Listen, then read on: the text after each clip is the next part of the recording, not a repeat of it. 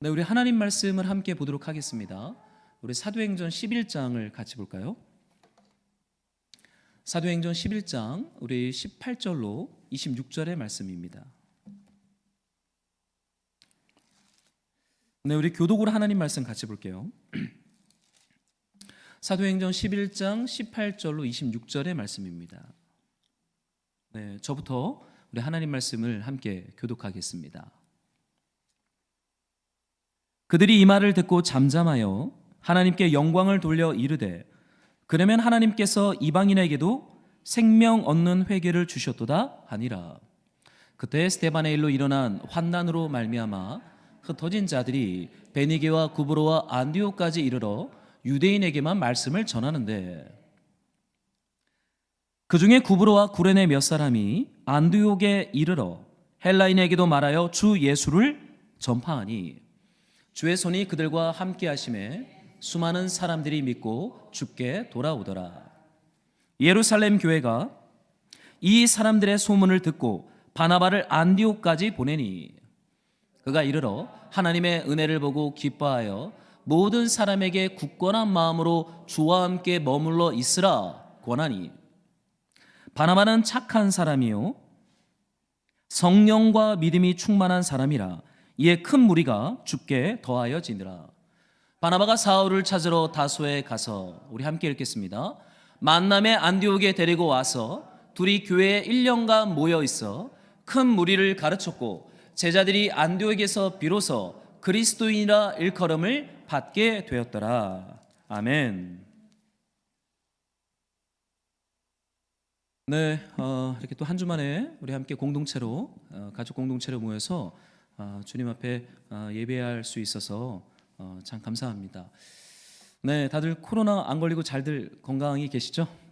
우리 한번 같이 앞뒤 좌우 분들, 못 오신 분들도 계시지만 우리 평화의 인사 한번 좀 나누고 말씀 나누도록 하겠습니다. 네, 건강하십시오. 예, 그래요. 오늘 아기가 왔는데 네, 환영합니다. 네, 그래요. 네, 오늘은 안디옥 교회에 대해서 오늘 말씀 붙잡고 오늘 함께 하나님 말씀을 좀 나누고자 합니다. 우리는 계속해서 그 예루살렘 교회와 사도들 안에 있는 이 견고한 진과 같은 이 유대주의가 얼마나 깨지기 힘들었는지에 대해서 우리는 약 3주에 걸쳐서 하나님 말씀을 묵상했죠. 여러분, 사도하면은 그냥 말씀과 성령이 충만한 사람으로 우리는 생각했는데, 베드로를 우리가 묵상하면서 발견하게 된 것은 베드로도 사도도 하나님의 말씀과 은혜 가운데 그의 견고한 생각이 진이 깨져서 유대주의로부터 해방되어 이제 성령이 계획하신 땅끝까지 이방인에게 복음을 들고 나아가야 하는 그런 숙제가 남겨져 있는 것을 우리는 묵상하게 되었어요. 주님은 결국 이 베드로를 완전히 깨트려 버리죠. 하늘에서부터 내려온 환상과 그리고 여러 도시를 거치면서 마지막 이방인 고넬료의 가정에 하나님의 성령을 폭포수처럼 부어지는 가이사랴 성령 강림 사건을 통해 베드로 안에 있었던 견고한 유대주의를 주님은 깨트리고 이제 이방인 선교를 향해서 예루살렘 교회가 집중하고 나아가도록 인도하고 있는 것을 우리는 보게 됩니다. 오늘은요, 최초로 이 인류 역사상 최초로 이방인에게 복음을 전한 사람들이 오늘 본문의 말씀에서 나오고 있어요. 그게 안디옥 교회입니다. 여러분, 사도행전은 두 개의 큰 중요한 교회가 있어요. 하나는 예루살렘 교회입니다. 예루살렘 교회는 말씀과 성령으로 충만했던 교회죠. 그러나 그들은 유대주의에 갇혀서 복음을 오직 경건한 유대인들에게만 전하려고 했어요. 그러나 이제 주님은요, 수리아 안디옥, 지금의 터키 지역에 이방인 중심의 안디옥 교회를 세우면서 이제는 이 안디옥 교회를 중심으로 바나바, 바울을 유럽 지역을 향하여 선교사로 파송하면서 이방인 선교를 주님이 이제는 적극적이고 주도적으로 이루어가는 것을 우리는 보게 될 거예요. 오늘은 아주 역사적인 중요한 과도기고 그런 시점에 있는 몇 사람을 오늘 우리가 묵상하면서 우리도 이렇게 주님 앞에 그러한 교회로 우리가 세워지기를 오늘 예배를 통해서 기도하고 소망합니다. 여러분, 교회를 뭐라고 생각하십니까? 여러분, 교회를 어떻게 정의하고 계세요? 좋은 교회 할 때 여러분 무엇이 교회를 좋게 만든다고 여러분은 생각하십니까? 좋은 설교자가 있어야 좋은 교회인가요? 그럼 저희 교회는 좋은 교회인지 아닌지 모르겠어요. 웃는 분들이 계시는 거 보니까 그렇게 좋은 교회 같지는 않습니다. 여러분, 교회를 교회되게 하고 교회를 좋은 교회 만드는 구성 요소를 뭐라고 이렇게 정의해야 할까요? 여러분, 교회는 사실은 오늘 본문에 나오는 것처럼 교회된 사람들이 그리스도인이라고 불렸던 때가 바로 이 안디옥 도시에서 있습니다. 제가 26절을 좀 읽어드릴게요. 그 뒤에 보면 안디옥에서 비로소 그리스도인이라 일컬음을 받게 되었다라는 말씀이 나옵니다. 여러분, 교회된 사람들, 성도들, 예수님의 제자들이요, 안디옥에 도착하면서부터 그들이 비로소 그리스도인, 크리스티아노스, 그리스도의 종이라고 하는 별명을 듣기 시작합니다. 여러분, 예수님을 믿잖아요. 그리고 예수님의 말씀을 묵상하고 우리가 회심하고 구원을 받으면 우리는 그리스도인이 됩니다. 그리스도의 종이 되는 거예요. 그런데 그것은 내가 나를 정의할 때 내가 그리스도인이냐라고 정의하는 것보다 더 중요한 것은 나랑 함께하는 사람들이 나를 어떻게 정의해 주느냐가 사실은 굉장히 중요한 거예요. 여러분, 안디옥의 성도들이 가서 살아내고 복음을 전하면서 안디옥 교회가 세워지면서 그 안디옥, 터키 지역에 있는 이방인들로부터 그들이 비로소 그리스도인이라고 하는 별명을 듣기 시작합니다. 그리스도인이 무슨 뜻이에요? 크리스티아노스, 그리스도께 속한 사람들, 그리스도의 종들이라는 뜻이에요. 여러분, 교회는 좋은 설교자가 있는 것이 좋은 교회이기도 하지만 여러분, 진짜 좋은 교회는요, 그리스도인들이 많은 교회가 좋은 교회입니다. 성도들이 하나님의 말씀과 성령으로 충만해서 보냄받은 삶의 자리에서 그리스도인이라고 하는 이 별명을 듣기 시작할 때 여러분, 그 교회는요, 그 지역과 땅끝을 향하여 하나님의 뜻을 이루어드리는 교회가 된다라고 오늘 본문의 말씀은 말하고 있어요. 여러분, 안디옥 교회는 안디옥의 교회가 세워지면서부터 그때부터 크리스찬들을, 그 도시에 있는 이방인들은 저 사람들 그리스도이냐, 저 사람들 크리스티아노스야, 이렇게 말하기 시작했다는 거예요. 뭘 보면서 그렇게 얘기를 했을까요? 그들의 설교를 듣고요? 아니죠.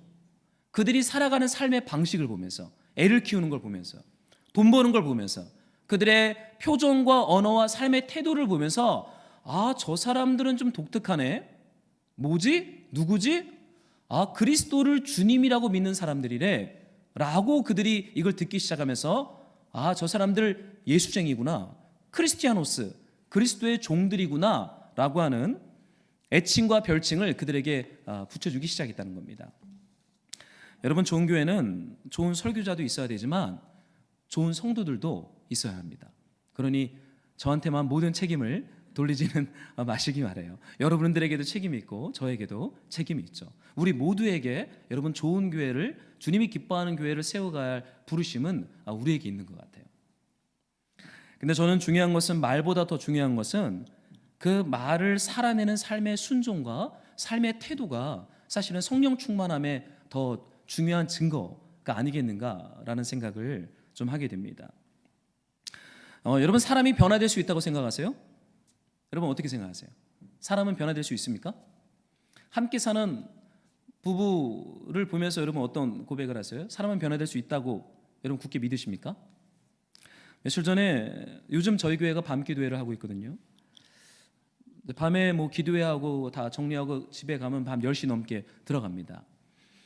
그냥 잠이 오겠어요. 이제 여러 가지 에너지를 막 쏟고 나니까 좀 에너지를 풀고 자야 되니까 좀 쉬었다가 차도 좀 마시고, 그리고 제가 좀 잠을 잡니다. 그러다 보니까 아내랑 얘기할 시간이 좀 많아요. 기도회가 끝나는 날에는. 요즘은 잘 안 싸웁니다. 이렇게 밤 기도회를 하니까 부부가 안 싸우는 것 같아요. 근데 제가 한 번은 아내한테 이런 얘기를 들었어요. 많이 변했다. 당신 좀 변한 것 같아. 그래서 그러는 겁니다. 내가 변했어? 제가 이제 얘기를 했죠. 변했대요. 제가 예수 믿고 저 전도사 때 저랑 결혼했거든요. 전도사랑 결혼한 건지 아니면은 불신자랑 결혼한 건지 날마다 시험을 들었던 아내였는데, 이제 한 10년 지나고 나니까 제가 변했다는 얘기를 이렇게 하는 거예요. 그러면서 내가 변했구나. 내가 예수님 믿고 예수님 말씀 묵상하고 예수님 따라가면서 내가 주님 앞에서 변했구나. 이거를 누구한테 들었냐면 가장 가까이 있는 사람한테 들으니까 저건 좀 신뢰가 간다. 여러분들이 말하면 별로 신뢰가 안 갈 거예요. 왜냐면 좋은 모습만 보잖아요. 제가 말씀 전하는 모습, 교회에서 섬기는 모습만 보지 저의 민낯을 못 보잖아요. 근데 제 민낯을 누가 보냐면 저랑 가까이 사는 사람이 보거든요. 그러니까 가까이 있는 사람이 변했어. 그러면 그때는 진짜 변한 겁니다. 감사하더라고요. 제가 이 교회 개척하고 나서 교회 개척의 성공, 교회의 승리에 대한 정의의 개념 앞에서 많이 방황하고 힘들어 하기도 했지만, 여러분, 사람이 예수를 믿고 예수님의 말씀의 통치를 받으면서 점점 이렇게 그리스도의 종으로 그리스도를 담는 그 분량으로 우리가 마치 이렇게 누르기 밀가루를 부풀어 오르게 하는 것처럼 그렇게 조금씩 변해가는 것은 그건 굉장히 귀한 하나님의 구원의 역사입니다. 여러분, 저는 사람은 변할 수 있다고 저는 믿어요. 그것 때문에 우리 예수께서 십자가를 지셨고 우리에게 성령을 보내주셨다라고 저는 믿습니다. 여러분, 오늘 이 안디옥 교회를 세운 사람들이 누구입니까? 여러분, 누가 교회를 세운다고 생각하세요? 말씀과 성령으로 충만한 결연한 모든 것을 다 버리고 십자가를 진 사역자들이 어떠한 도시에 가서 깃발 꽂고 교회를 개척할 때 여러분, 교회가 세워진다고 생각합니까? 보통 그런 케이스예요. 보통 우리나라에서 교회를 개척할 땐 그렇게 결연한 한 명의 교회 개척자, 가정의 교회를 보통 개척합니다. 그런데 오늘 여러분, 이 사도행전 11장에 이 안디옥 교회는 사역자들이 세우지 않았어요. 참 독특한 교회입니다. 우리 한번 좀 말씀을 좀 읽어봤으면 좋겠는데요. 한번 여러분들이 이 19절의 말씀을 한번 같이 읽어보도록 하겠습니다. 함께 시작.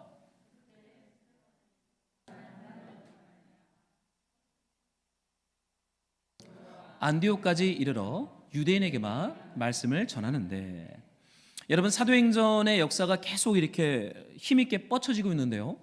사도행전에 있어서 가장 중요했던 하나님의 역사 중에 하나는 스데반 집사님이 돌에 맞아 죽는 거였습니다. 그 일로 말미암아 어떤 일이 일어나죠? 예루살렘 교회에 굉장히 강력한 환란이 찾아와요. 이 환란이 찾아오기 전까지 예루살렘 교회는 부흥했어요. 베드로가 설교하면 한 번에 3,000명이 회심하고 그 3,000명을 수용할 회당이 없어서 그때부터 가정교회가 시작됩니다. 각 가정으로 몇 사람씩 그룹을 나눠서 흩어져서 가정에 가서 예배하고 말씀 보고 묵상하고 기도하는 이런 가정교회 운동이 예루살렘 안에 시작이 돼요. 그런데 환란이 찾아오니까 여러분, 교회가 흩어지기 시작합니다.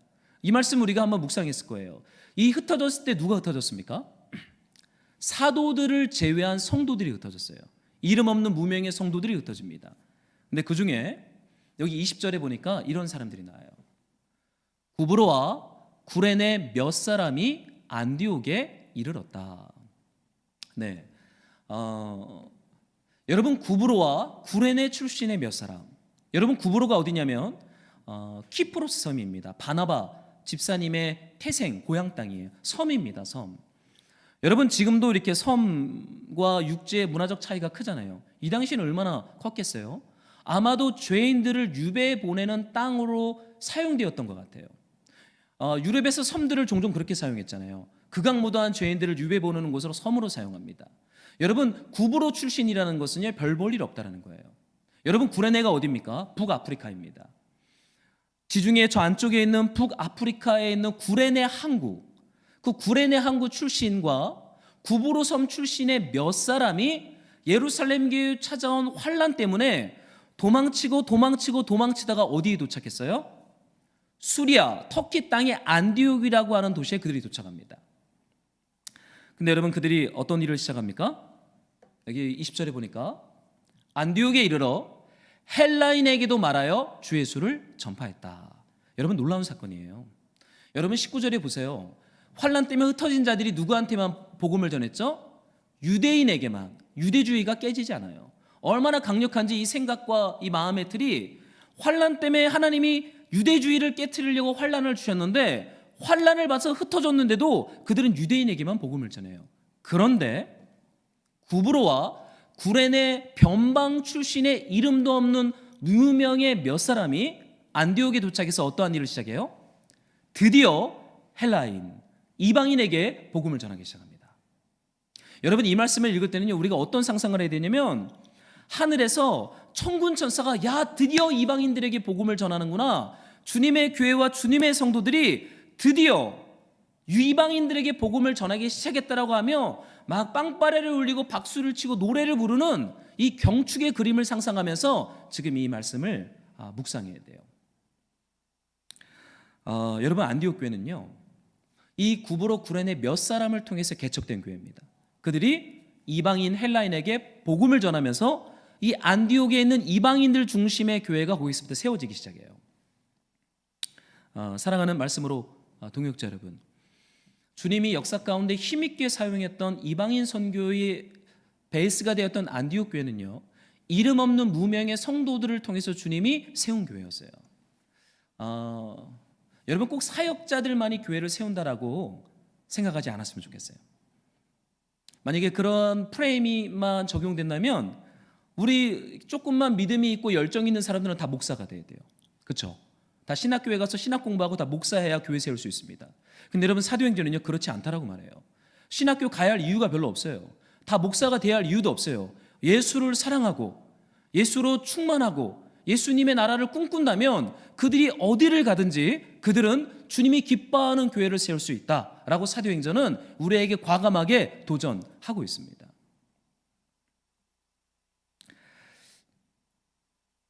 그런 얘기합니다.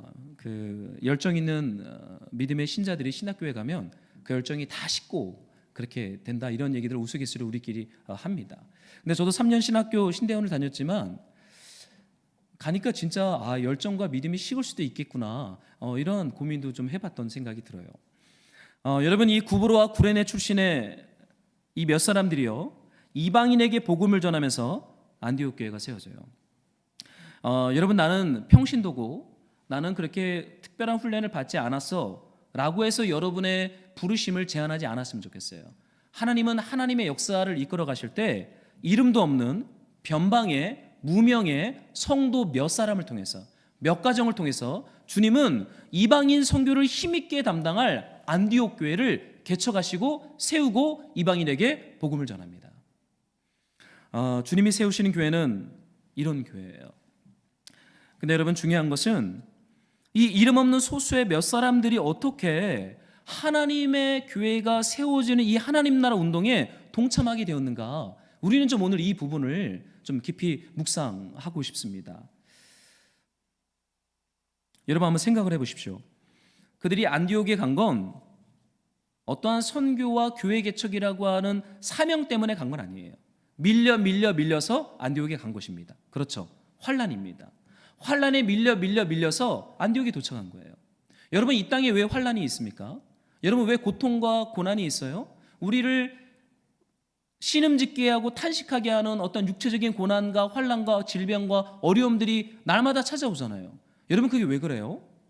여러분, 성경은 이것을 죄로부터 시작되었다라고 말합니다. 이 세상이 죄로 말미암아 깨져버린 거예요. 그러니까 하나님의 뜻대로 살려고 해도 여러분, 죄로 말미암아 깨어진 세상 속에서 질병과 고통과 해석되지 않는 환난들이 우리네 삶을 공격하곤 합니다. 그런데요, 여러분, 그 차원을 넘어서 또 다른 차원의 환난이 있어요. 그것이 뭐냐면 우리가 그동안 묵상했던 하나님의 교회, 하나님의 사람으로 하여금 하나님의 뜻을 깨닫고 하나님의 구원에서 나가 떨어지지 않도록 그를 흔들어 깨우는 하나님의 자명종과 같은 역할을 하는 환난이 있습니다. 저는 이제 교회 갓 개척한 교회를 섬기고 있는 목사예요. 근데 우리 선배 목사님들을 보면 제가 자주 보는 뉴스, 기독교 신문 뉴스가 있습니다.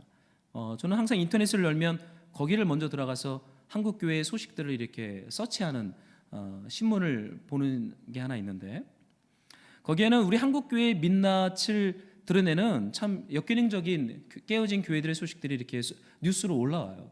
제가 그 기사들을 보면서 어떻게 저렇게 되었을까 참 참담하기도 하고 주님 앞에 좀 회개하기도 합니다. 저희 교단 안에 있는 많은 교회들 중에 우리 후배 목사들이 존경했던 선배 목사님들이 교회를 개척해서 교회를 부흥시키고 이제는 은퇴를 앞두고 나서 그 큰 교회를 아들에게 물려주는 그 사건을 제가 뉴스를 보면서 어떻게 저 목사님이 저렇게 망가지게 되었을까? 참 신음하고 탄식하게 돼요. 아니, 왜 주님을 정말로 사랑하고 정말로 뜨겁게 주님을 위해 평생을 살다가 마지막에 왜 저렇게 곤두박질을 치는 것일까? 이런 질문을 던지게 돼요. 저희 신학교에서 교수님을 했던 목사님, 우리가 참 존경했던 교수님이셨죠. 교회도 개척했고 교회 개척에 성공도 했어요. 2개의 도시의 교회를 건물도 짓고 크게 성공한 목사님이셨습니다. 근데 뉴스를 들어갔더니 그 목사님의 어떤 실족한 교회 재정과 여러 가지 문제로 실족한 것이 뉴스를 제가 보면서 아니 어떻게 저 교수님이 저렇게 망가지게 되었을까 신음하고 탄식하게 됩니다. 여러분 왜 우리 성도의 삶에 왜 여러분 환난이 있어야 된다고 생각하세요? 여러분 환난은요 우리를 흔들어 깨우는 하나님의 자명종이에요. 저는 이 세상이 죄로 말미암아 깨어져서 우리가 당하는 고통과 환난이 있지만 또 하나는 하나님이 우리로 하여금 잠들지 않게 하고 주님 오실 것을 예비하고 신부가 신랑을 준비하기 위해 등불에 기름을 준비하는 것처럼 항상 깨어있도록 우리를 경각시키는 하나님의 메시지가 담긴 또 하나의 메시지는 우리네 삶을 흔드는 환난입니다. 여러분 우리네 삶에 고난이 없고 환난이 없잖아요. 죄송합니다. 목사일지라도 마지막에 하나님 떠날 수 있겠구나라는 생각을 제가 이 말씀을 묵상하면서 깨닫게 되었어요. 여러분 왜 예루살렘 교회에 환난이 찾아와야 돼요? 하나님이 사랑하기 때문에, 주님이 그 교회를 사용하기로 결정했기 때문에 그 교회를 주님이 흔드셔야 돼요. 그래야 견고한 유대주의가 깨지고 이제는 성령께서 계획한 땅끝을 향한 이방인을 향한 복음의 교회로 주님이 거듭날 수 있기 때문에 주님은 스데반 집사의 순교 사건을 기점으로 예루살렘 교회 가운데 환난의 파도를 계속 보냅니다. 사랑하는 성도 여러분, 너무 이렇게 우리네 눈에 보기에 좋은 축복만을 기도하지 마세요. 내 눈에 좋은 축복만이 우리네 삶에 가득 오잖아요. 우린 잠들 수 있어요. 그 보기에 너무 겨워서 그 안에서 잠들어 버리는 거예요. 지금 카운트다운이 시작됐는데 그 카운트다운 소리를 못 듣고 이곳이 좋사오니 마치 소돔과 고모라에서 야 여기 너무 좋다 여기 너무 좋다 그렇게 잠들어 버리는 거예요. 하나님의 카운트다운은 빨리 나와라 라고 말씀하시는데 그걸 못 듣는 거죠. 왜요? 귀가 두꺼워져 버려요. 여러분 우리의 귀를 흔들어 깨우는 것은 하나님으로부터 오는 환난, 이것이 우리의 마음을 가난하게 하고 우리 주님 오실 것을 소망하게 되고 주님의 나라와 영생을 향하여 믿음의 선한 싸움을 살 수 있도록 우리를 흔들어 깨우는 자명종이라는 것입니다. 저는 구브로와 구레네 몇 사람이 이 환난을 통과하면서 그 환난 가운데 담겨져 있는 하나님의 메시지를 저는 깨달은 사람들이라고 봐요. 여러분 환난은 해석되지 않으면 우리의 삶의 고통이 됩니다. 여러분의 삶의 크고 작은 경중의 차이는 있지만 환난과 고통들이 있잖아요. 근데 그것이 그리스도 예수 안에서 해석되지 않잖아요. 그건 우리의 컴플렉스예요. 우리의 고통이에요. 여전히 우리를 아프게 해요. 그러나 하나님의 은혜 아래서 그 환난 속에 담겨있는 메시지가 보이고 깨달아지면 어떠한 일이 시작됩니까? 우리 안에 있는 견고한 유대주의가 깨지고 이제는 이방인을 향하여 나아가도록 부르시는 하나님의 뜻 앞에 순종하고 그 복된 길을 따라가게 되는 구브로와 구레네 몇 사람과 같은 그 축복의 길을 저는 걸어가게 될 줄로 저는 믿습니다. 사랑하는 말씀으로 동역자 여러분, 여러분을 향한 하나님의 선하신 계획이 있어요. 그것이 때로는 환난의 모습으로 자명종의 모습으로 우리의 삶에 다가올 때 있습니다. 그때 너무 왜 하나님은 나를 이렇게 힘들게 할까 불평과 원망이 아니라 그 하나님 나라의 그 깊은 것을 향하여서 기도하고 주님 앞에 소망하면 우리는 구브로와 구레네 몇 사람처럼 하나님이 부르시는 그 새로운 길을 걸어가게 되는 줄로 저는 믿습니다. 고난이 유익이죠. 고난 없이 잠든 것보다 고난 앞에서 날마다 새벽에 눈을 번쩍번쩍 뜨는 것이 저는 복된 삶인 줄로 저는 믿습니다. 여러분 이 구레네와 구브로 이 몇 사람이 안디옥에 이르러 드디어 이방인들에게 예수를 전하기 시작합니다. 참 복된 사람들이죠. 하나님의 열쇠를 가진 사람들이에요. 근데 저는 이 말씀을 묵상하다가 이들이 어떻게, 여러분 한번 생각을 해보세요. 저도 이 파주가 저의 고향 땅은 아니지만 개척 때문에 제가 왔지만 아무도 없는 도시, 아무도 나를 아는 사람이 없는 도시에 가고 낯선 타국에 간 거잖아요. 여러분 구브로와 구레네 출신들은 북아프리카 구브로 섬 출신들이에요. 안디옥은 터키 땅입니다. 너무나 낯선 땅에 그들이 갔어요. 근데 여러분 그 낯선 땅에서 그들이 혼자 갔겠습니까? 아내도 데려가고 아이들도 데려갔겠죠. 가정들로 아마 그들이 움직였을 거예요. 그 낯선 타국에서 생존하고 살아나는 것도 쉽지 않을 텐데 여러분, 이들이 이방인들에게 주 예수를 전하기 시작합니다. 독특해요. 여러분, 이렇게 경제활동하고 돈을 버는 활동이 바쁘며 하나님의 말씀 묵상하기도 힘들고 복음을 전한다는 건 사실은 더 어렵잖아요, 일을 하면요. 그런데 어떻게 이 사람들은 낯선 타국에서 생존하는 것도 버거울 텐데 어떻게 경건한 유대인도 아니고 이방인에게 복음을 전할 생각을 그들이 했을까? 어떻게 이런 놀라운 변화와 이 놀라운 이 내공을 그들이 살아낼 수 있었을까? 저는 좀 질문을 던지게 됐어요. 저도 이렇게 낯선 타국에 가면 가족들과 적응하느라 정신이 없지 복음을 전할 생각까지는 못하게 되더라고요. 여러분, 그들의 힘이 뭐라고 생각합니까? 몇 사람밖에 되지 않아요. 사도들도 없어요. 그리고 조직교회도 없습니다. 완전 타국이에요. 그런데 어떻게 그들이 이방인들에게 복음을 전할 수 있었던 그 힘의 근원이 뭐라고 생각합니까? 저는 이들을 묵상하면서요, 사도행전 2장의 말씀이 좀 생각이 났어요.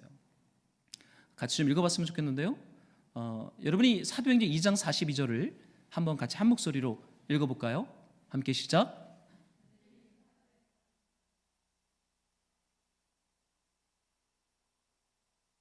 네, 고맙습니다. 여러분, 구브로 구레네 몇 사람, 그 몇 사람들의 가정 공동체는요, 수리아 안디옥 이방인들의 땅, 그 낯선 타국, 여러분 그곳에서 살면서 그들이 가지고 있던 삶의 방식이 있어요. 여러분, 유대인들은 참 독특한 문화를 가지고 있는데 그들은 어디를 가든지 남자 10명이 모이잖아요. 남자 10명이 모인다는 게 뭘 의미하냐면 10가정 유대인이 모이면 그들은 회당을 세웁니다. 독특한 문화예요. 10명이 안 되면 회당을 못 세워요. 유대에서 회당 개척의 원리는 10가정이 모이면 회당을 세우고 랍비를 청빙합니다. 그리고는 그 회당을 중심으로 구약 토라 율법을 공부하는 거예요. 아이들에게 가르치고 여자들에게 가르치고 남편들에게 가르치고 일 끝나고 저녁에 모여서 토라 율법을 공부하는, 그러니까 회당 중심으로 그들은 살아가게끔 되어 있어요. 여러분, 우리 한국인들도 예수 믿고 외국에 나가면 몇 가정 모이면 교회 개척합니다. 이거 한국인의 저력이에요. 어딜 가보세요. 한인 교회가 없는 데가 없어요. 유학생들이 생존하려면 그 나라의 한인 교회에 가야 생존이 가능할 정도로 한인 교회 커뮤니티는 강력합니다. 근데 저는 이 구브로와 구레네 몇 사람이요, 안디옥에서 저는 그들은 예수 공동체라고 하는 존재 방식으로 그들은 존재했다라고 저는 발견하게 되었어요. 그들은 함께 낯선 타국입니다. 여러분, 거기는 터키 땅이에요. 완전 이방인들의 도시입니다. 그들은 거기에서 함께 말씀을 공부해요. 그들은 함께 서로 교제해요. 함께 떡을 뗍니다. 그리고 함께 기도하기 시작합니다. 그래서 사도행전 2장에 보면 이런 말씀이 있어요.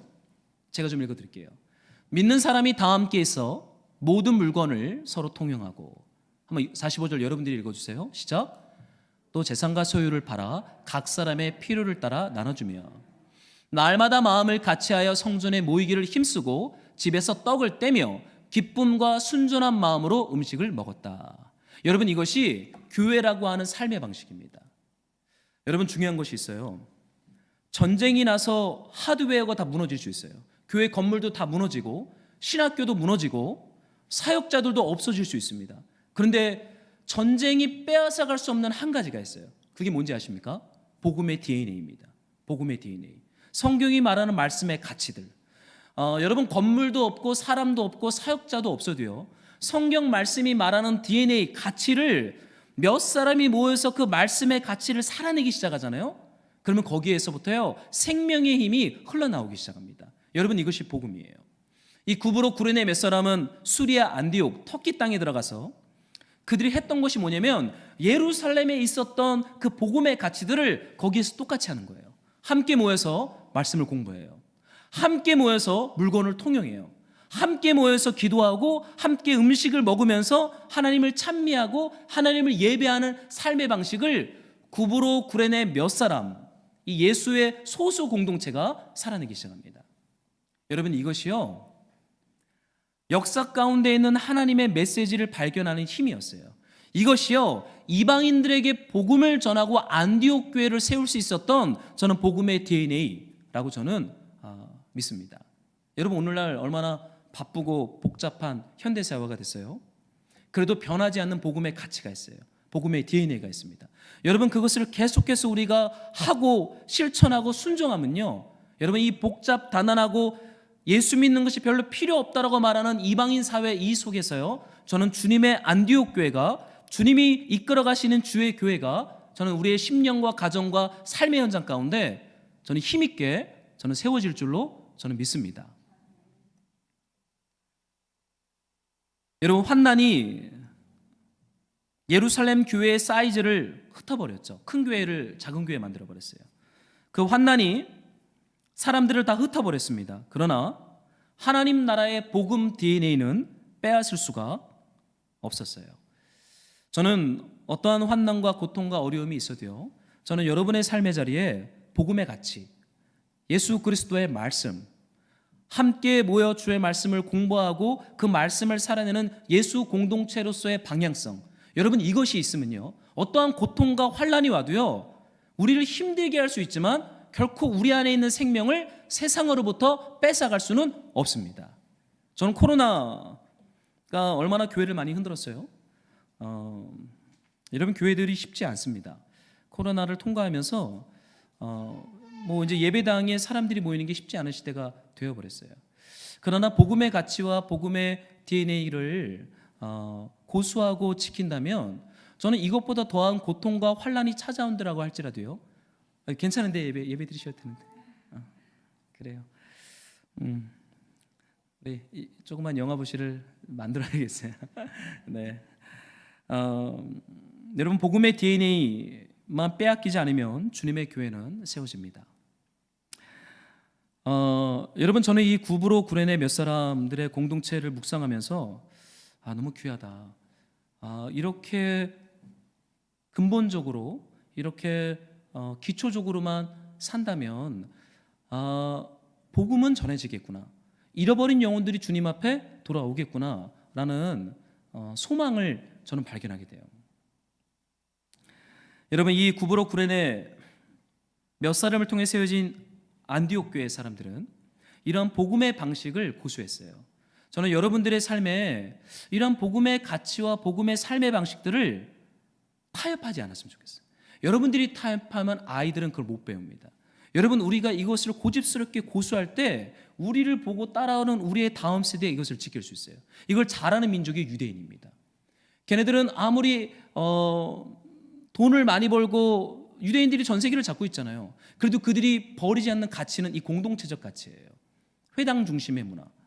저는 이것을 구브로와 구레네 몇 사람처럼 우리가 이것에 우선순위를 두고 이것에 가치를 두며 복음을 살아내는 것에 마음을 지키는 그런 구브로 구레네 몇 사람들의 예수 공동체로 저와 여러분의 가정이 주 앞에 힘있게 세워지기를 저는 주의 이름으로 축복합니다. 여러분 근데 이 사람들에게 독특한 하나님의 은혜가 있어요. 우리 한번 여러분들이 21절을 한 번만 더 같이 좀 읽어볼까요? 함께 읽겠습니다. 시작.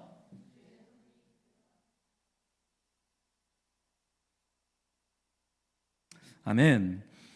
여러분 이 구브로와 구레네 몇 사람들의 공동체 이 안디옥 교회에 있었던 하나님의 은혜는 주님의 손이 그들과 함께 하셨다라는 말씀이 나옵니다. 이것 때문에 안디옥에 있는 수많은 사람들이 예수께로 돌아왔다라는 말씀을 이 사도행전이 말하고 있어요. 여러분 주님의 손이 함께 한다는 게 도대체 뭘 의미합니까? 너무 좀 이게 그림의 언어잖아요. 그냥 하나님이 우리와 함께 하십니다. 여러분 이것이 너무 약하니까 사도행전은 주님의 손이 우리와 함께하고 있다라고 말을 하고 있습니다. 근데 여러분 이 하나님의 손, 여호와의 손의 개념은 보통 전쟁 때 사용되는 표현입니다. 출애굽기에 보면 9장 3절 제가 좀 읽어드릴게요. 여호와의 손이 들에 있는 내 가축 곧 말과 나귀와 낙타와 소와 양에게 더하리니 심한 돌림병이 있을 것이며 하나님이 애굽에 있는 10재앙 중에 한 재앙을 나릴 때 하나님의 손을 뻗치십니다. 사무엘상에 보면 여호와의 손이 아스돗 사람에게 엄중히 더하사 독한 종기의 재앙으로 그들을 망하게 했다. 아스돗 이방 민족을 주님이 망하게 할 때 하나님의 손을 뻗치셨다. 그 독종이 났다. 이런 말씀이 나옵니다. 이사야에 보면 여호와의 손이 짧아 구원하지 못하심도 아니다. 어떤 구원의 역할. 여러분, 하나님의 손은요, 전쟁과 구원의 용어예요. 여러분, 무슨 말입니까? 지금 여호와의 손이 구브로와 구레네 몇 사람 안디옥 교회 사람들과 함께하고 있대요. 여러분, 이것이 뭘 의미해요? 여러분, 우상을 어떻게 정의하는지 모르겠어요. 저는 예수 믿고 저희 집에 제사와 싸우느라 쉽지 않은 청년의 시간들을 보냈어요. 제사 때마다 맞았던 것 같아요. 왜냐하면 저희 집이 저희 아버지가 큰아빠였기 때문에 모든 친척들이 와서 1년에 수차례 제사를 지냅니다. 근데 저는 그때 보수적이고 근본적인 신앙을 제가 가지고 있었기 때문에 절할 수 없었어요. 저는요. 그러니까 제가 둘째 아들인데 저희 형님이 절을 한 다음에 제 차례예요. 저희 작은아버지들은 저 다음에 해야 합니다. 근데 제가 절할 차례가 되면은 제 신앙 고백에서는 절할 수가 없거든요. 그래서 저는 절 못한다 그랬어요. 그럼 먼저 형이 저를 이렇게 째려봅니다. 뭐야? 그리고 이제 작은아버지들이 저를 이렇게 째려봅니다. 그럼 저는 고등학교 때부터 제가 제사 때 절 안 했거든요. 제가 중3 때 예수 믿고 제가 이렇게 서 있으면 분위기가 싹 막혀져요. 그럼 저희 아버지는 제사를 집내야 되기 때문에 뭐 화는 못 내고 형이 저를 이제 뒷밭으로 끌고 가서 그때부터 저를 이제 폭행하는 거죠. 네 왜 이러냐? 나는 하나님 위에는 절할 수 없기 때문에 절 안 해. 뭔 소리야? 그때부터 저를 때리기 시작합니다. 도대체 제가 하는 말을 알아듣지를 못하는 거예요. 제사 때마다 뭐 뺨을 맞은 사건, 배를 맞은 사건을 계산하면 뭐 이루 말할 수가 없어요. 그래서 저는 명절이 지옥이었어요. 명절만 되면 그 제사 때문에 저는 지옥이었어요. 근데 이 제사가 없어진 게 이제 제가 신학교 가고 저희 어머니께서 아들이 이제 목사인데 무슨 제사냐고, 제사하지 맙시다. 어머님이 정리해 주셨습니다. 제가 볼 때는 어머님이 음식하기 싫었던 것 같아요. 나이가 드시니까 어머님이 음식하기 싫었던 거지 아들이 목사이기 때문에 제사를 하지 말라 그건 아닌 것 같아요. 이제 어느 시점에는 때리지도 않는 이제 저를 인정해 버린 거죠. 저는 저런 인간이야. 근데 여러분, 제가 성경을 공부하면서 여러분, 우상은 단순히 그런 문제는 아닌 것 같아요. 우리 몸 바깥에 있는 부처상이나 제사상, 이게 우상이라고 말한다면 너무나 간단한 싸움이잖아요. 이건 별로 고난도 안 돼요. 이거는 뭐 싸움거리도 안 됩니다. 그냥 절 안 하면 돼요. 근데 여러분, 진짜 성경이 말하는 우상은 우리의 마음과 생각 가운데 있습니다. 예루살렘 교회의 우상이 뭐였어요? 유대주의였죠. 하나님의 말씀보다 그들의 전통과 경험으로부터 견고해진 유대주의, 유대인에게만 복음을 전해야 한다는 그들의 철학과 사상, 이것은 하나님의 말씀보다 더 힘있게 세워진 그들의 우상이었어요.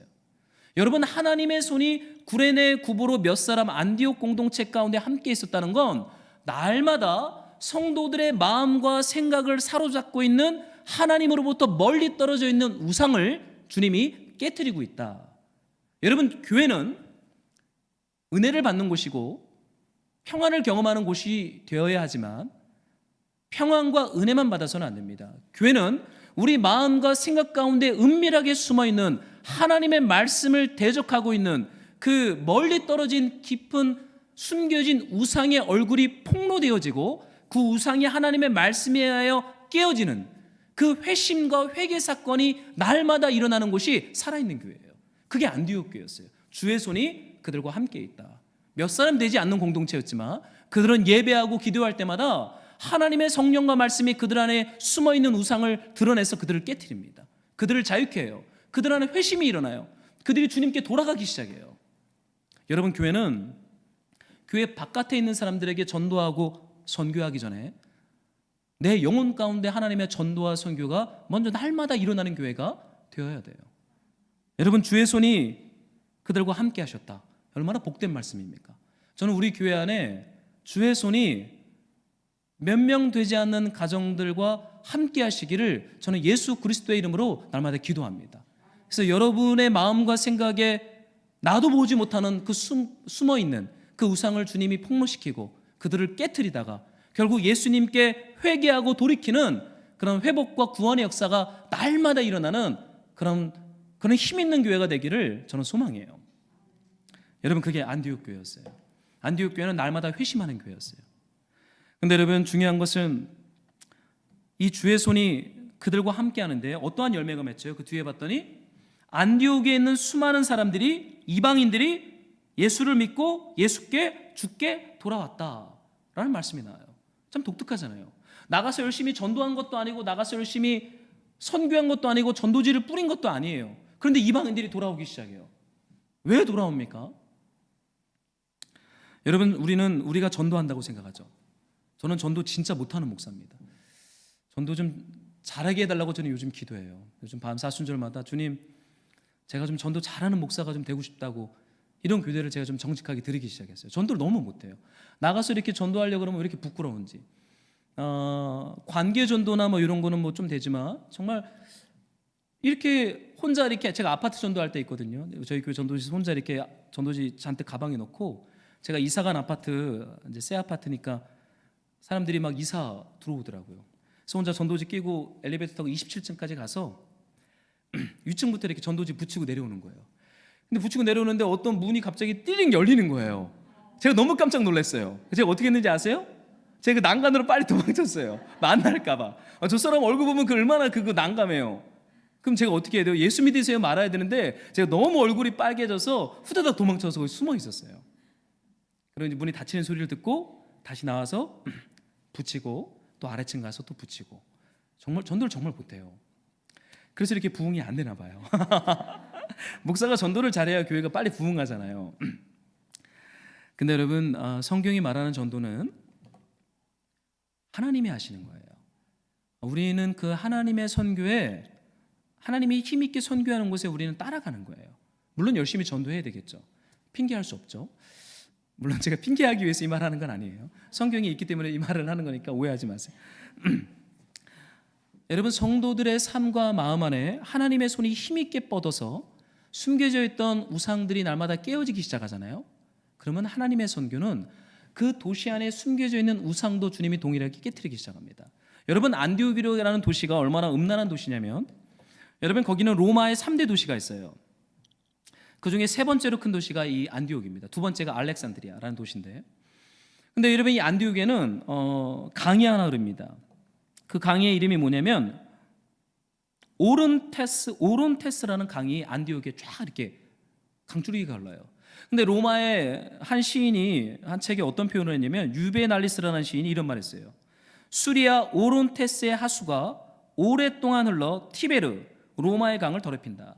이게 무슨 말이냐면요, 안디옥에 흐르는 이 오론테스라는 강이 흘러서 2000km 떨어진 로마의 티베르라는 강을 오염시킨대요. 무슨 말입니까? 여러분, 안디옥은 아폴로와 아데미 여신전과 아폴로는 남자신입니다.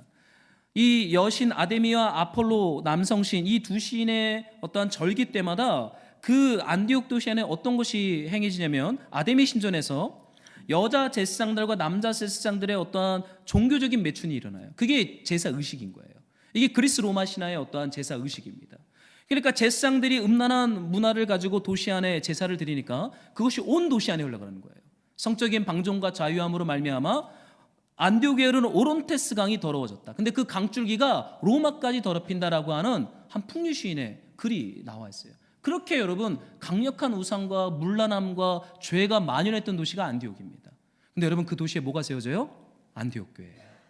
어떻게 해요? 주의 손이 그 도시에 있는 정사와 권세를 깨트리고 각 사람의 마음과 생각을 잡고 있는 미혹의 영을 깨트리는 거예요. 여러분, 이것이 하나님의 선교입니다.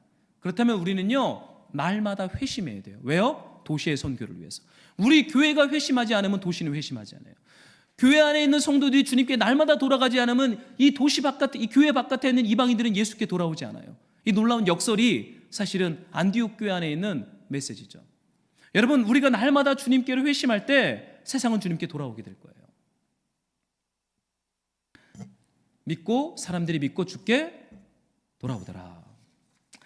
저는 안디옥 교회처럼 저희 교회가 날마다 예수님께 회심하고 돌아가는 이 회개의 축제와 회심의 축제가 멈추지 않는, 이 생수의 강이 멈추지 않는, 저는 그런 교회가 더 소망합니다. 여러분, 이것이 되려면요, 저는 너무 크면 안 된다고 생각해요. 각 사람의 회심들 서로가 서로를 보는 것이죠. 여러분, 수백 명, 수천 명이 있으면요, 누가 회심하는지 몰라요. 예배 드리고 가는데 저 사람이 누군지도 몰라요. 그 사람의 회심을 측정할 수 있겠어요? 목양할 수 있겠어요? 그 사람의 이름을 모르는데 그 사람의 영적 상태를 어떻게 목양할 수 있겠습니까?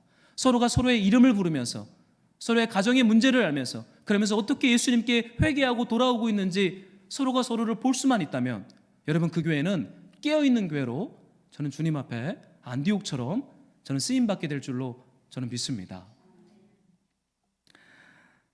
여러분 이 안디옥 교회가 이렇게 힘있게 세워지기 시작합니다.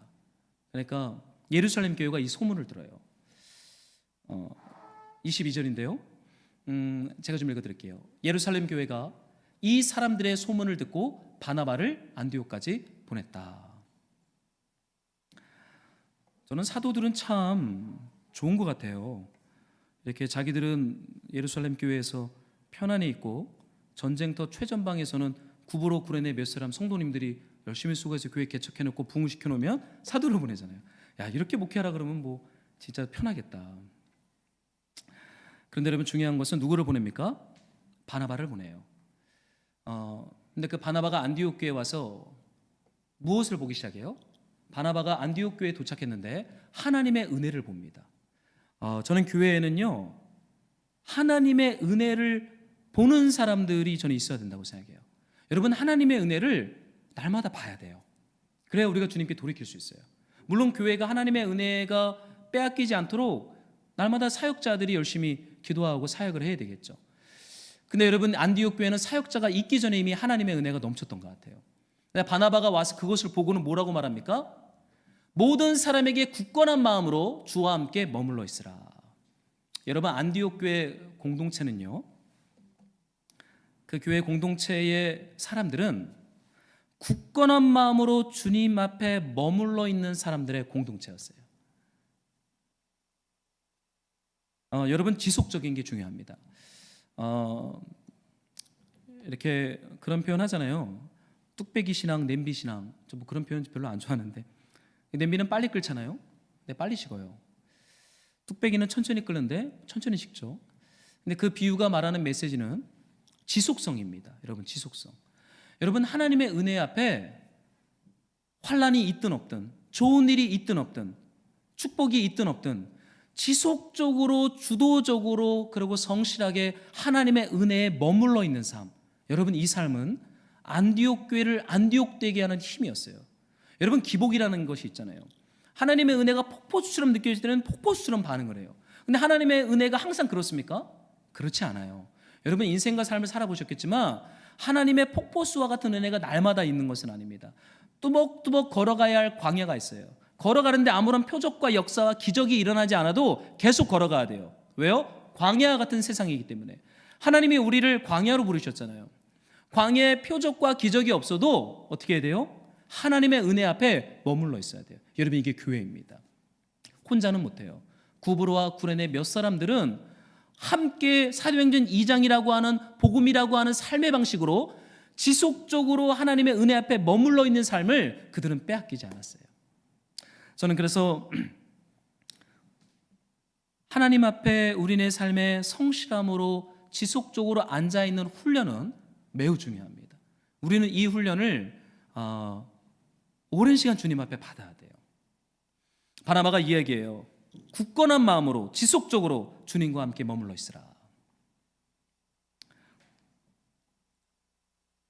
저는 오늘날 제가 요즘 우리 레위기 묵상하고 있잖아요.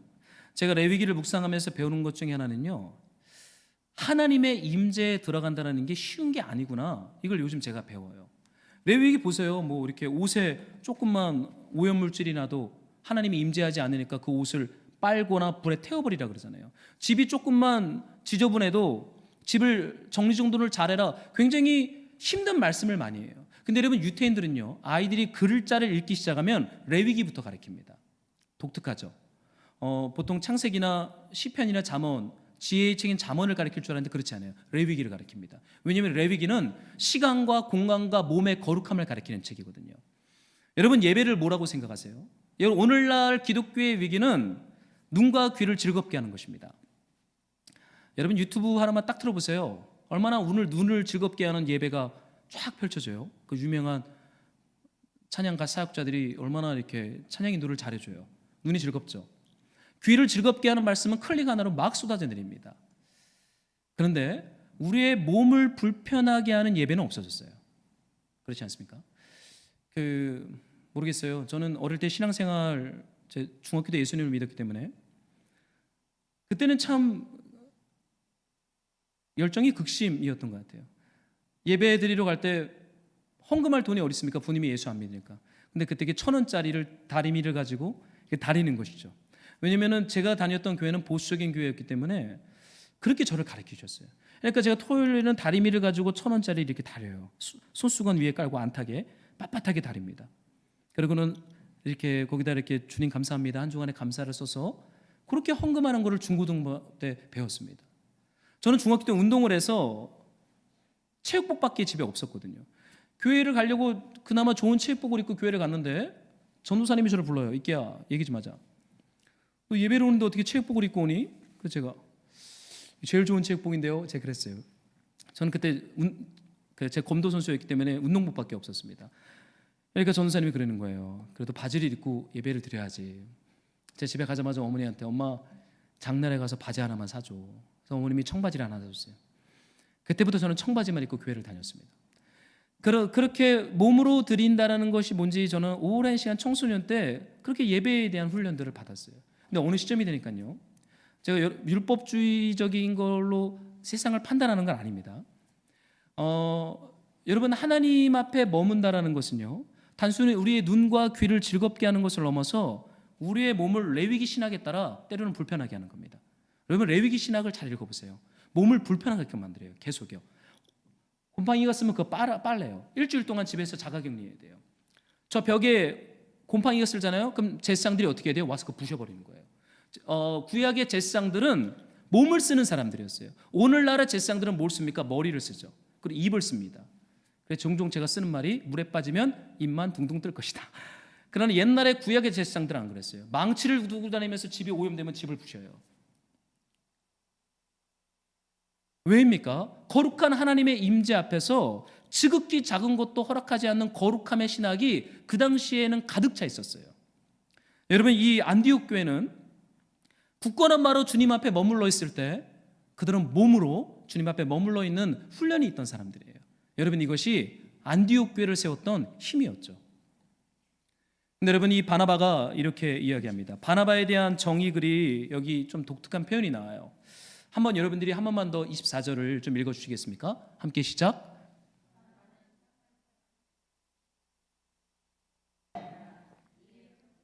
주께 더하여 지더라. 여러분, 바나바가 안디옥 교회 첫 번째 담임 목사님으로 옵니다. 예루살렘 교회가 파송을 해요. 안디옥 교회는 제가 말했지만 평신도들이 세운 교회입니다. 사역자가 개척하지 않았어요. 이름도 없는 무명의 소수 주님을 사랑하는 성도들이 복음의 DNA를 가지고 안디옥 터키 땅에 주님의 교회를 세워요. 그리고 하나님의 은혜와 하나님의 부흥이 임하죠. 그러니까 예루살렘 교회가 바나바라고 하는 사역자를 담임 목사로 파송합니다. 근데 그를 표현할 때 그는 착한 사람이요 성령과 믿음이 충만한 사람이다. 그래서 큰 무리가 주께 더하여졌다라고 말하고 있어요. 여러분, 안디옥 교회는요, 성령과 믿음이 충만한 사람들의 공동체였습니다. 뿐만 아니라 착한 사람들의 공동체였어요. 전 이 말씀을 읽다가 아니, 예수 믿으면 착하게 살아야 되는 건가? 물어봤어요, 제가 아내한테. 예수 믿으면 착하게 살아야 돼? 믿음으로 의롭게 되는 거잖아요. 믿음으로 우리가 구원받지 착하게 산다고 구원받는 거 아니잖아요. 로마서 분명히 말하잖아요. 여러분, 헷갈리면 안 돼요. 우리가 착하기 때문에 구원받는 거 아닙니다. 우리가 율법을 잘 지키기 때문에 구원받는 거 아니에요. 우리가 아직 죄인되었을 때 하나님께서 우리를 위해 죽으심으로 우리에 대한 사랑을 확증하셨어요. 율법과 우리의 착함은 전혀 상관없어요. 그런데 구원을 받으면 성령이 우리 안에 들어오시고 그리스도 예수의 믿음이 우리 안에 들어오면 그것이 충만해서 흘러 넘치면은 그것이 어떠한 일로 열매를 맺기 시작합니까? 우리의 성품과 우리의 언어와 우리의 표정과 우리의 삶의 태도와 이웃을 대하는 우리의 어떠함에 대해서 성령의 열매인 착함이라고 하는 열매가 조용히 흘러나오기 시작한다 라고 말하는 것이죠. 여러분, 주의 손이 우리 위에 머물러 있을 때 그 주의 손이 하는 걸 제가 전쟁 용어라 그랬어요. 그 전쟁 용어는 우리 안에 있는 불의와 악독과 죄를 날마다 깨트리십니다. 그게 주의 손, 성령이 역사하시는 손이에요. 그래서 우리 안에 어떻게 해요? 그리스도의 장성한 분량까지 자라가게 하는 거예요. 여러분, 이것이 안디옥 교회 성도들이 멈추지 않았던 영적인 훈련이었어요. 사랑하는 말씀으로 동역자 여러분, 성령과 믿음으로 충만하십시오. 이것을 추구하는 것을 멈추지 마세요. 나는 믿음이 있죠. 그러나 충만함, 그리스도의 장성한 분량까지 가도록 우리는 계속 믿음의 선한 싸움을 하면서 주님께 이것을 구하는 거예요. 말씀으로, 말씀이란 삶의 방식으로, 공동체라고 하는 삶의 방식으로, 그 우상이 가득한 안디옥 같은 이 세상 속에서, 그러면서 우리의 삶이 회심하는 거죠. 우리의 성품이 회심되어지고 우리의 삶의 태도가 회심되어지는 거죠. 그러면서 어떠한 일이 일어났습니까? 안디옥에서 비로소 그리스도인이라 일컬음을 받게 되었더라. 사랑하는 말씀으로 동역자 여러분, 저는 구브로와 구레네 몇 사람, 이름 없는 이 무명의 성도들의 길을 저와 여러분이 걸어갔으면 좋겠어요. 여러분, 하나님의 나라는 좁은 문입니다. 좁은 길이에요. 수천 명이 걸어가는 것으로 하나님의 나라는 시작되지 않아요. 이렇게 구브로 구레네 몇 사람이 좁은 길을 걸어가는 거예요. 근데 그들이 좁은 길을 걸어가고 나면 그 뒤에 뭐가 만들어져요? 주님의 교회가 세워져요. 이방인들이 죽게 돌아와요. 날마다 회심하는 역사가 일어나는 것이죠. 그러니 너무 폭포수 같은 큰 강줄기만 좋아하지 마시고 저기 보이지 않는 숲속의 작은 샘물을 때로는 동경하고 꿈꾸는 그것은 사실 우리에게 가치 있는 삶이에요. 구브로와 구레네 몇 사람, 이름 없는 무명의 성도들처럼 그렇게 믿음으로, 성령으로, 복음이라고 하는 그 삶의 방식으로 저와 여러분의 삶과 마음이 날마다 예수께 회심하고 돌아가는 그러한 한 주가 되기를 저는 우리 주의 이름으로 축복합니다. 우리 이 말씀 붙잡고 좀 주님 앞에 기도하기를 원하는데요, 우리 이 찬양 한번 같이 드리고 같이 기도했으면 좋겠어요. 성령으로 채우사. 함께 찬양하면서 주신 말씀 붙잡고 우리 적용 기도하겠습니다.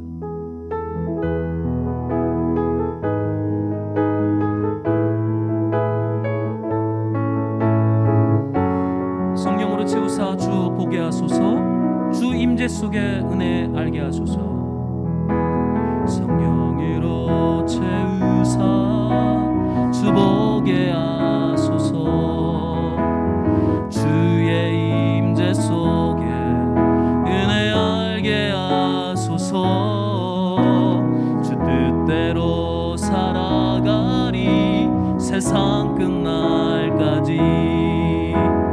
나를 빚으시고 새날 열어주소서.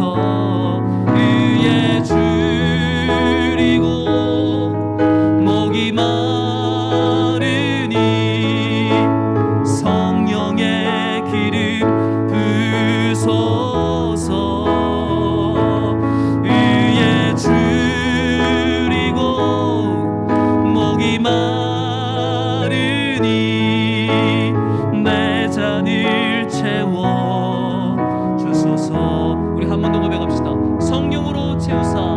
성령으로 채우사 주 보게 하소서. 주의 임재 속에 은혜 알게 하소서. 주 뜻대로 살아가리 세상 끝날까지. 나를 빚으시고 새날 열어주소서.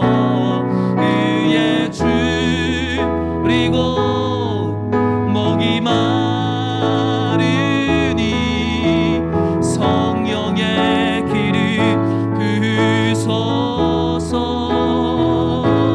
의에 줄이고 목이 마르니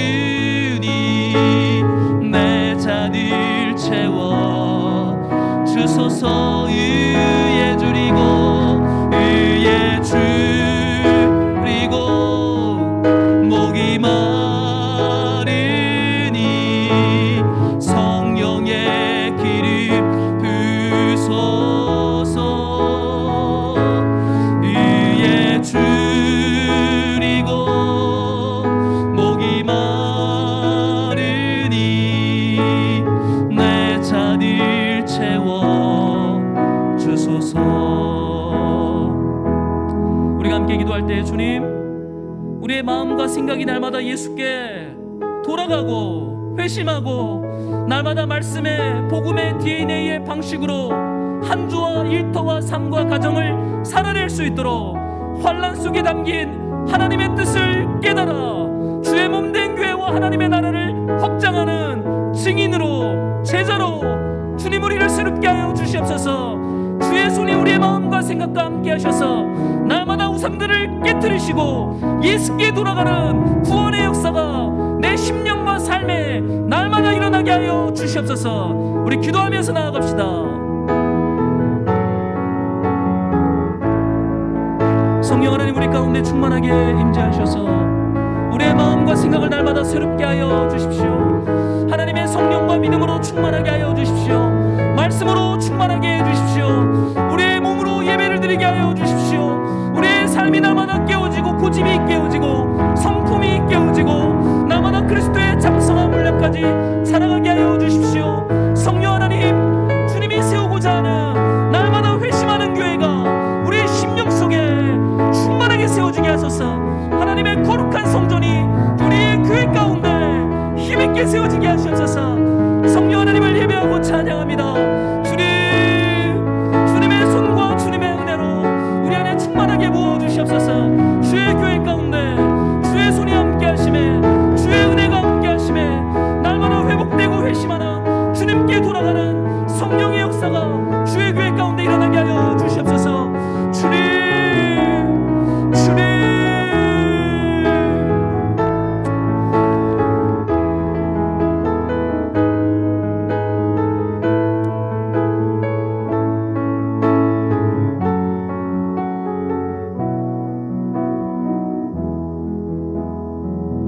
사랑하는 하나님, 이름도 없는 그 무명의 그 변방의 사람들을 부르셔서 온 열방과 세계 가운데 복음을 전할 이방인 최초의 교회를 세우시니 얼마나 감사한지 모르겠습니다.